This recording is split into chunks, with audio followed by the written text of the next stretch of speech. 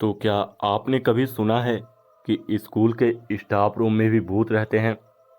सोचिए, रात के अंधेरे में जब सब कुछ खामोश हो और केवल एक अकेला चपरासी स्टाफ रूम की सफाई कर रहा हो और अचानक दरवाजे बंद हो जाते हैं, कुर्सियां अपने आप हिलने लगती हैं और एक भयानक डरावना माहौल पूरे कमरे में फैल जाता है। ये कहानी है रमेश की, जिसने उस रात कुछ ऐसा देखा जिसने उसकी जिंदगी हमेशा के लिए बदल दी। तो क्या आप जानना चाहेंगे कि उस रात स्टाफ रूम में क्या हुआ था? तो तैयार हो जाइए, क्योंकि ये कहानी आपके होश उड़ा देगी। आइए जानते हैं उस भूतिया स्टाफ रूम की खौफनाक कहानी। उससे पहले अगर आप हमारे चैनल पर नए हैं तो हमारे चैनल को सब्सक्राइब कर लें और इस वीडियो को लाइक शेयर कर दें, क्योंकि ऐसी भूतिया कहानी हम लाते रहते हैं। रात के 10 बजे थे। स्कूल का पूरा क्षेत्र सुनसान और खामोश था। कक्षाओं की सारी लाइटें बुझ चुकी थी और स्कूल की ऊंची दीवारें एक भयानक सन्नाटे में डूबी हुई थी। केवल स्टाफ रूम की खिड़की से हल्की रोशनी आ रही थी, जहां स्कूल का चपरासी रमेश अपनी ड्यूटी खत्म करने से पहले अपना आखिरी काम कर रहा था। रमेश की जिम्मेदारी थी कि हर रात स्टाफ रूम की सफाई करे और ये चेक करे कि सारे दरवाजे खिड़कियां ठीक से बंद है या नहीं। लेकिन उस रात कुछ अलग था। जैसे ही रमेश स्टाफ रूम में दाखिल हुआ, उसे एक अजीब सी ठंडक का एहसास हुआ। उसने सोचा कि शायद खिड़कियां खुली रह गई होंगी, लेकिन जब उसने चेक किया तो सभी खिड़कियां बंद थी। रमेश ने सफाई करने के लिए जैसे ही झाड़ू उठाई, उसे लगा कि स्टाफ रूम के एक कोने से कोई उसे देख रहा है। उसने मुड़कर देखा, लेकिन वहां कोई नहीं था। उसने इसे अपना वहम समझा और फिर से काम में लग गया। कुछ देर बाद अचानक स्टाफ रूम के बोर्ड पर टंगे पुराने कैलेंडर के पन्ने खुद ब खुद फड़फड़ाने लगे, जैसे किसी ने उन्हें हवा में उड़ा दिया हो। रमेश अब घबरा गया। उसने तेजी से काम खत्म करने का सोचा और झाड़ू को एक तरफ रख दिया। तभी अचानक स्टाफ रूम का दरवाजा अपने आप बंद हो गया। रमेश के रोंगटे खड़े हो गए। उसने दौड़कर दरवाजा खोलने की कोशिश की, लेकिन दरवाजा जैसे किसी ने बाहर से बंद कर दिया था। अब रमेश का डर हकीकत में बदलने लगा था।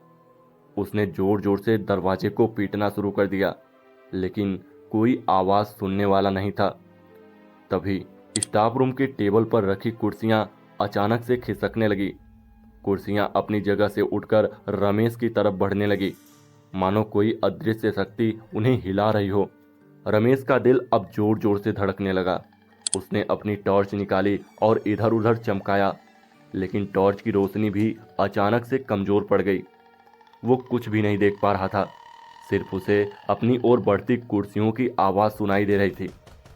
रमेश ने भगवान का नाम लेकर जोर से चिल्लाया, कौन है? कौन हो तुम? मुझे यहां से जाने दो। अचानक स्टाफ रूम की दीवारों पर कुछ अजीबोगरीब आवाजें गूंजने लगी, जैसे कोई धीरे धीरे हंस रहा हो।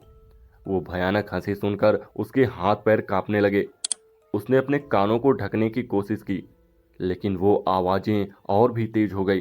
फिर उसने देखा कि स्टाफ रूम की दीवारों पर किसी के खून से लिखे हुए शब्द दिखाई देने लगे। मुझे यहाँ से जाने दो, मैं यहाँ फंसी हुई हूँ। रमेश ने उन शब्दों को पढ़ा और घबराकर अपनी टॉर्च बंद कर दी और आंखें बंद कर भगवान से प्रार्थना करने लगा। तभी उसे अपने कंधे पर किसी का ठंडा हाथ महसूस हुआ। उसने धीरे से अपनी आंखें खोली और देखा कि उसके सामने एक सफेद साड़ी में लिपटी औरत खड़ी थी। उसका चेहरा धुंधला था, लेकिन उसकी आंखें गहरे सन्नाटे में भी चमक रही थी। औरत ने एक धीमी भयानक आवाज में कहा, तुम यहाँ क्यों आए हो? ये जगह तुम्हारे लिए नहीं है। रमेश ने कांपते हुए कहा, मुझे माफ कर दो, मैं सिर्फ अपना काम कर रहा था। उस औरत ने उसे घूरते हुए कहा, ये स्कूल तुम्हारा नहीं है, ये मेरा है। मैं यहाँ से कभी नहीं जाऊंगी। रमेश ने किसी तरह अपनी हिम्मत जुटाई और कहा, तुम क्या चाहती हो? औरत ने जवाब दिया, मैं चाहती हूँ कि तुम इस स्कूल के सभी लोगों को बताओ कि इस जगह पर आने की हिम्मत न करें। ये जगह अब मेरे कब्जे में है। अगर किसी ने यहाँ कदम रखा तो उसे मैं कभी लौटने नहीं दूंगी, यहीं मार डालूंगी। ये कहते ही वो औरत गायब हो गई। रमेश ने देखा कि स्टाफ रूम का दरवाजा अब खुल चुका था। वो हिम्मत जुटाकर बाहर भागा और सीधे स्कूल के गेट तक पहुंचा। उसके हाथ पैर अब भी कांप रहे थे, लेकिन उसने खुद को बचा लिया था। अगले दिन जब स्कूल के अध्यापक और प्रिंसिपल वहां पहुंचे तो उन्होंने देखा कि रमेश बहुत ही सहमा हुआ, डरा हुआ लग रहा था। उन्होंने उससे पूछा कि क्या हुआ रमेश?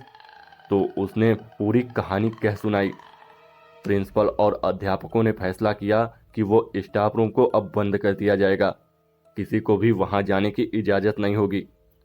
रमेश ने भी उस दिन के बाद स्कूल की रात की ड्यूटी छोड़ दी। कहते हैं कि उस स्टाफ रूम में आज भी वो औरत भटकती रहती है, और अगर कोई गलती से भी वहां चला जाए तो वो कभी भी सुरक्षित वापस नहीं लौटता।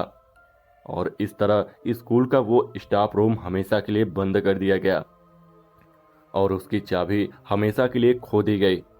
कोई नहीं जानता कि उस कमरे के भीतर आज भी क्या हो रहा है, लेकिन रमेश की कहानी ने सबको डरा दिया था। तो दोस्तों, एक बार फिर कहना चाहूँगा कि अगर आप हमारे चैनल पर नए हैं तो चैनल को सब्सक्राइब जरूर कर लें